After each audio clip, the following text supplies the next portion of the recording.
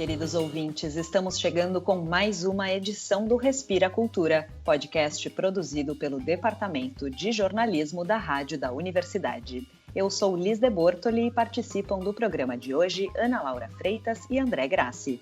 E é sempre bom lembrar que você nos escuta pelo blog da redação em urgs.br/destaques rádio, no Lumina Podcasts e nas principais plataformas de streaming. No programa de hoje, 2 festivais dedicados ao canto coral. No momento de leitura, um lançamento, o livro Fake Fiction, Contos sobre um Brasil onde tudo pode ser verdade, organizado por Júlia Dantas e Rodrigo Rosp. E um lançamento que marca o centenário do falecimento de um dos grandes nomes da música de concerto brasileira.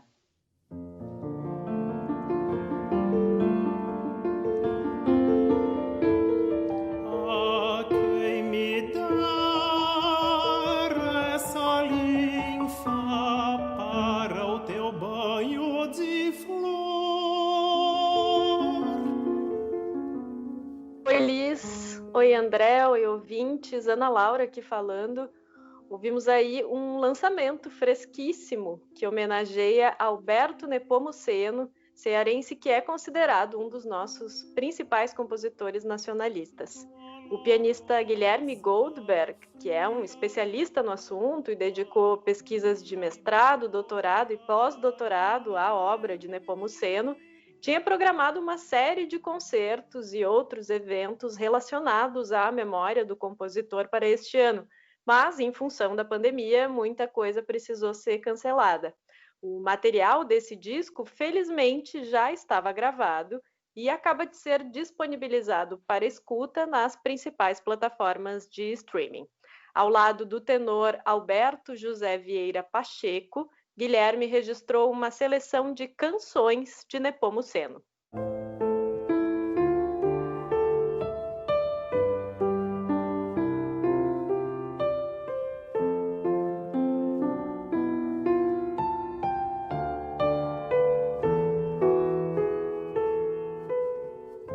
Ora, dize-me a verdade, tu já sentiste por mim uma sombra de saudade, de amor, de ciúme. Alberto José Vieira Pacheco é professor de canto da Universidade Federal do Rio de Janeiro e Guilherme Goldberg é professor no Centro de Artes da Universidade Federal de Pelotas, onde foi feita a gravação do disco. O pianista conta sobre como se deu a aproximação entre eles. Nós nos conhecemos em Portugal no período de pós-doutorado, ele também já fazia pós-doutorado lá, e houve uma coincidência de termos interesse sobre o mesmo período histórico e como explorar aquelas músicas daquele período histórico. Uma coisa que a gente muitas vezes brinca, que a gente comenta entre nós é: nós perdemos o respeito pela música. E é isso que tem que acontecer, e não é perder o respeito pela música em fazer a música de qualquer jeito. É simplesmente tirar a música do altar. A música faz parte do cotidiano, do dia a dia. É o feijão com arroz de muitas pessoas. E as canções do Alberto Nepomuceno têm um pouco desse feijão com arroz. Esses dias eu estava ouvindo a jangada do Alberto Nepomuceno. E por alguma razão, eu lembrei do Caymmi, o mar. E aí a gente começa a fazer essas correlações e a gente começa a ver que, puxa vida, nem tão diferente assim. Então, isso, voltando à questão do duo com o Alberto Pacheco, a gente tem demonstrado esse interesse comum por período ou por temas, não é? Isso tem sido muito producente, porque a gente embarca na mesma jangada, a gente embarca na mesma toada. Então isso é o bacana. Ali a gente constrói esse novo respeito pela música, o respeito do cotidiano e não aquele respeito sacro que deixa a música quase como algo de museu, deixa a música como algo distante das pessoas, empolada, e não é bom. A gente, afinal de contas, a música é do dia a dia das pessoas. Guilherme Goldberg dedicou à obra de Alberto Nepomuceno suas pesquisas de mestrado e doutorado realizadas aqui no programa de pós-graduação em música da URGS. 100 anos depois do falecimento do compositor, o pesquisador acredita que é necessária uma revisão no entendimento do lugar de sua obra na história da música. Por exemplo, no mestrado, que eu fiz a edição da única obra para piano e orquestra do Alberto Nepomuceno, as valsas humorísticas, ali eu comecei a tomar contato com um outro viés do que a gente pode chamar de modernismo. Um modernismo musical que é diferente daquele modernismo posterior à Semana de 22, de entender algumas questões muito pertinentes e muito particulares das obras do Alberto Nepomuceno. Então, se no mestrado foi a porta de entrada para essa questão do modernismo na música dele, através do humor, já no doutorado a coisa foi muito mais aprofundada, de fato pesquisar o viés modernista do compositor, que é muito além de tudo que a gente está habituado a ouvir. Até hoje a gente ouve o pós-romântico, o pré-nacionalista. Quer dizer, o discurso é sempre o mesmo. O discurso não muda. Então é um troço muito complicado. E aí a gente começa a conhecer as obras do compositor e ver, não é isso. É um modernismo eclético da Belle Époque brasileira. No disco Alberto Nepomuceno Canções, o piano de Guilherme Goldberg e a voz de Alberto Pacheco mergulham no importante legado do compositor que alguns chamam de pai da canção de câmara brasileira. As canções, elas ocupam lugar central na produção de Alberto Nepomuceno. Ele tem música orquestral, música sinfônica, música de câmara, música para piano, mas as canções são, de fato, a grande contribuição, né? Tem aquela máxima que ele teria dito, que não tem pátria um povo que não canta no seu idioma.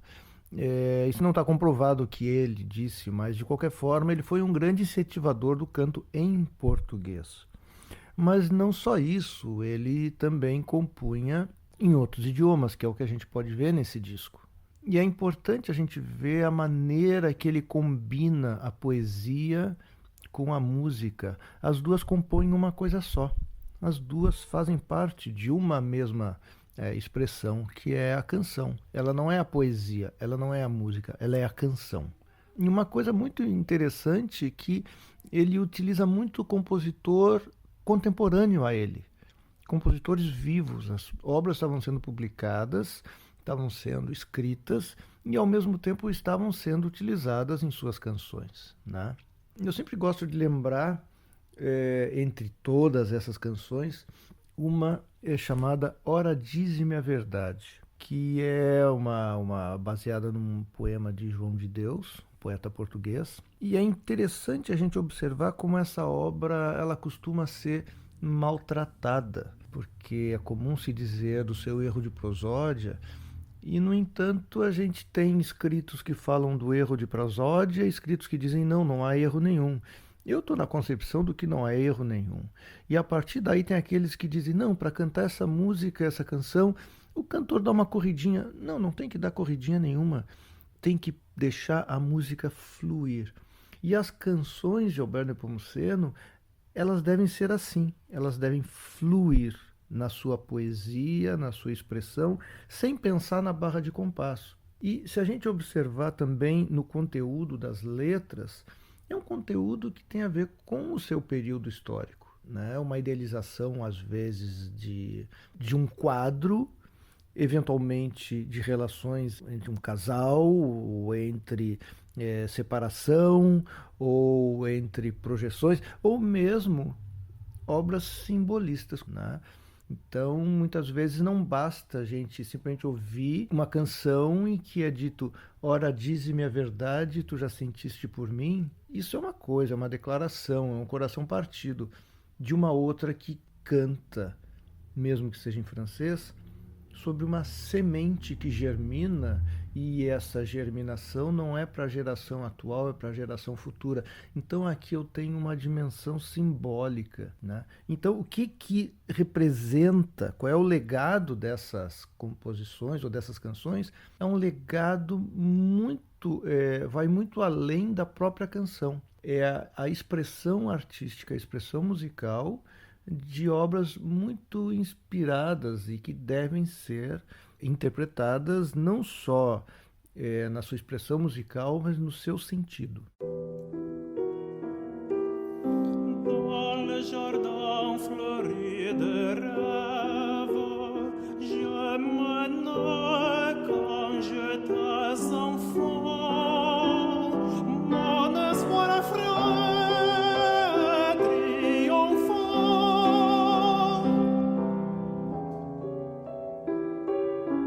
Nem todo o material registrado por Guilherme Goldberg e Alberto Pacheco entrou nesse disco, então que em breve devemos ter mais um lançamento com obras de Nepomuceno e outros compositores contemporâneos dele. Eu vou deixar o link para a escuta do CD Alberto Nepomuceno Canções na descrição aqui do episódio.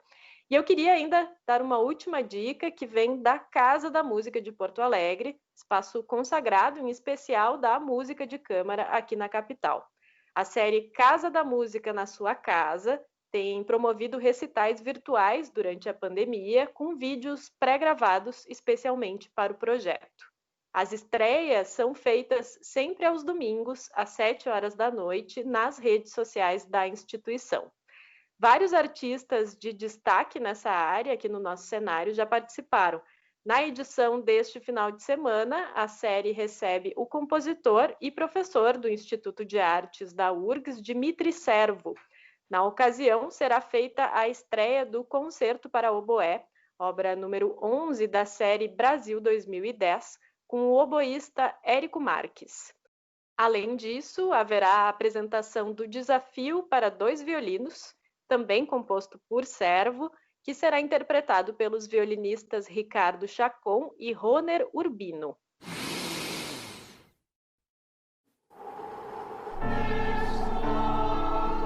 Respira Cultura.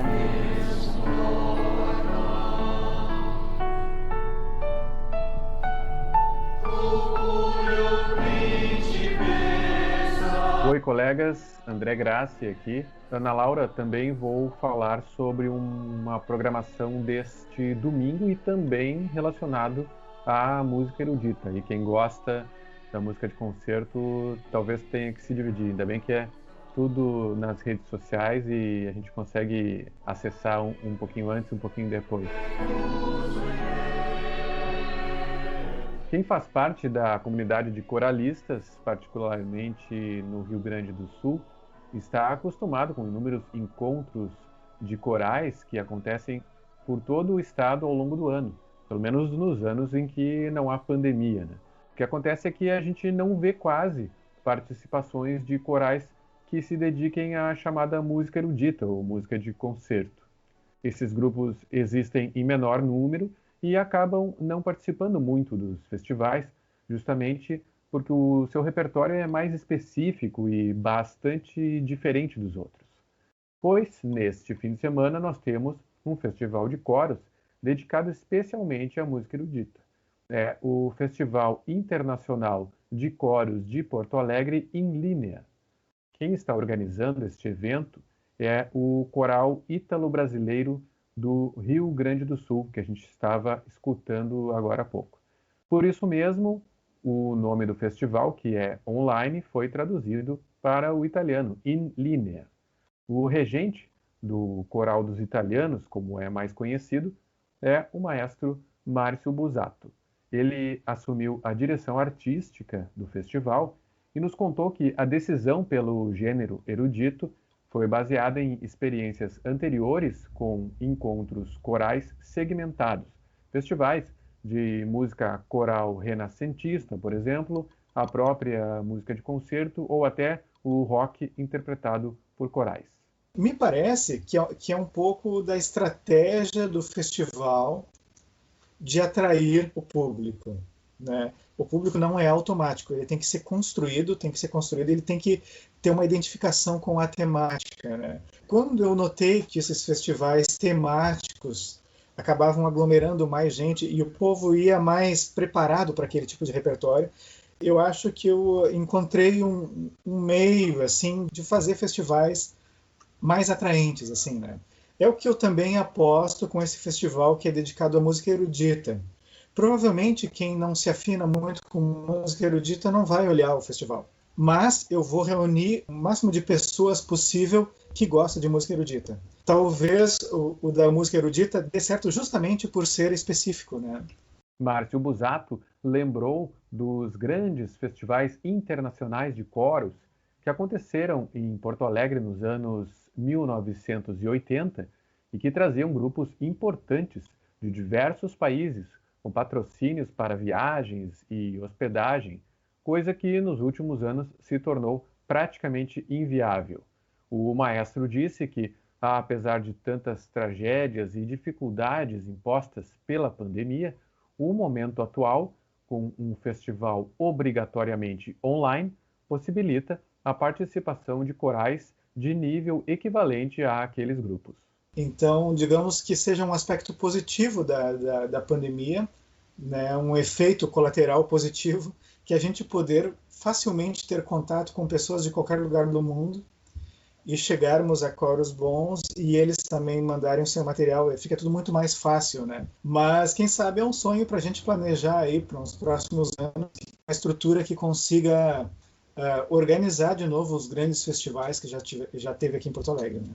Como a maioria dos regentes, Márcio Busato trabalha com vários grupos e, neste período de distanciamento social e distanciamento de ensaios, já se envolveu na produção de diversos vídeos. A partir dessa experiência, ele destaca outro aspecto positivo do momento, o novo público que os corais estão alcançando através dos vídeos. Embora não se tenha ainda muita informação sobre como se dá esse acesso e se isso vai se converter em interesse pela música coral de alguma forma mais duradoura. Eu acho que os vídeos têm muito mais alcance do que um concerto presencial. Por exemplo, um dos grupos que eu fiz vídeo, assim, ele tem o primeiro vídeo está com 30 mil visualizações. Eu nunca teria um público de 30 mil pessoas num concerto, talvez nem em um ano inteiro de concertos esse público. Então ele atingiu muito mais pessoas que a gente nem sabe quem, né? Eu não consigo saber qual é esse público, mas 30 mil pessoas para um vídeo razoavelmente simples assim é muita gente, né? Que agrega ao nosso público do nosso coral. O Festival Internacional de Coros de Porto Alegre em linha já tem canais próprios no YouTube e no Facebook, e é por lá que vai se realizar a transmissão dos vídeos no próximo domingo, dia 30, a partir das 9 da noite. Entre os 21 corais de 4 continentes que participam do festival estão o Coro Sinfônico da OSPA, o Coral da URGS e o Porto Alegre Consorte, aqui de Porto Alegre, o Cobra Coral de Maringá, o Madrigal da Universidade de Brasília, os Canarinhos de Petrópolis, do Rio de Janeiro, o Coro Municipal de Córdoba, na Argentina, o Indianapolis Symphonic Choir, dos Estados Unidos, e o Chouet Mélange, da França. Além, é claro, dos anfitriões, o Coral Ítalo-Brasileiro do Rio Grande do Sul, o nosso Coral dos Italianos.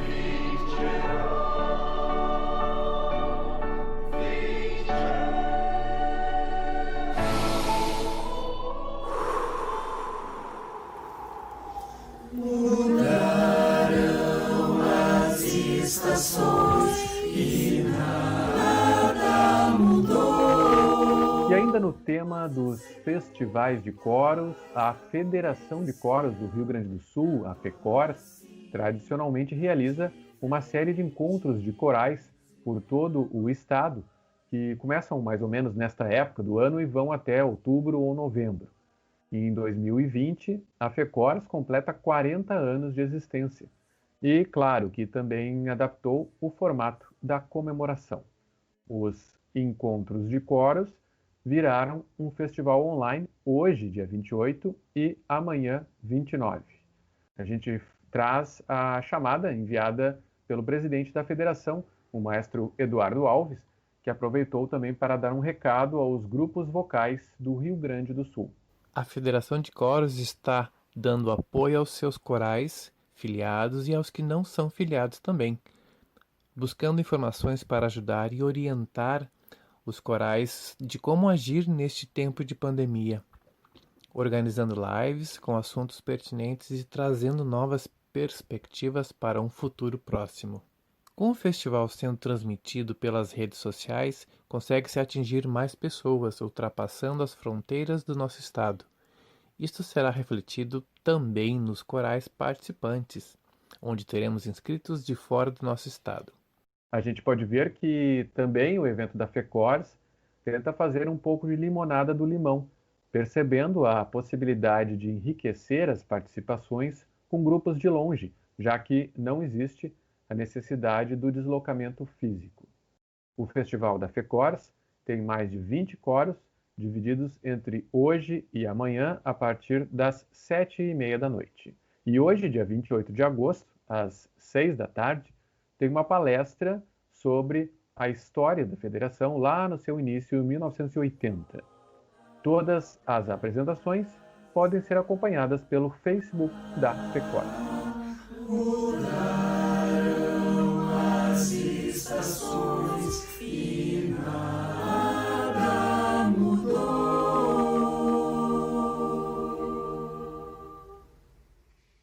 Bom, e para o nosso momento de leitura de hoje, como eu anunciei lá no início do Respira Cultura, eu trouxe um trecho muito interessante de um lançamento, o livro Fake Fiction, Contos sobre um Brasil onde tudo pode ser verdade, que é organizado por Júlia Dantas e Rodrigo Rospe. O livro é uma compilação de contos de 36 escritores que tratam do Brasil recente e de possíveis futuros, de absurdos reais e imaginados. Para lançarem o livro, os organizadores fizeram um crowdfunding e quem contribuiu já tem a sua cópia. Mas se você ficar com vontade de ler mais, o livro está à venda no site da editora dublinense, responsável pelo selo Não Editora, que está na descrição deste programa.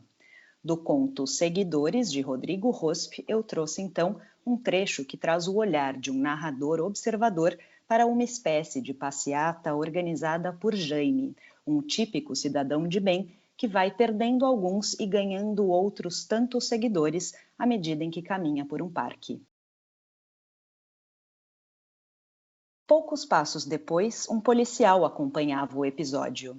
Jaime se aproxima dele, nota que está armado e diz: policial que não mata não é policial. Ganha um impávido aceno e faz questão de mostrar que também está armado, e ainda completa: a arma de fogo, mais do que garantir a vida de uma pessoa, garante a liberdade de um povo. E eis que surgem mais 511 seguidores, que fazem gestos imitando arminhas. O sol começa a descer e a noite se mostra iminente. Jaime desfila pelo parque inebriado pelo imenso número de indivíduos iludidos a ir atrás dele, comprovando a insensata ideia de que ele tem sempre comportamento incontestável. Os seguidores não sossegam, vibram a cada gesto, a cada frase, ecos que reverberam, que despertam a sordidez adormecida. Permaneço presente, possuo apenas palavras. Percebo quando avança um casal de mãos dadas. Ele, branco, ela, negra. Jaime suspira com certo alívio e exporta empáfia ao anunciar: eu não corro esse risco. Meus filhos foram muito bem educados. Ele enxerga que perde um último seguidor negro e ganha 5.493, todos brancos. Jaime exibe o semblante resoluto e a certeza plena que apenas os mais rasos podem alcançar, feliz por seus atos e inflamado pela turba radiante que vai no seu rastro, os rostos robotizados risonhos, tão parecidos entre si. Eu respiro, resisto, refletir e relatar é o que me resta. E ele prossegue, e atrás vão os seguidores, e eles caminham com mais e mais convicção, todos no mesmo passo, e já marcham exatamente como um exército.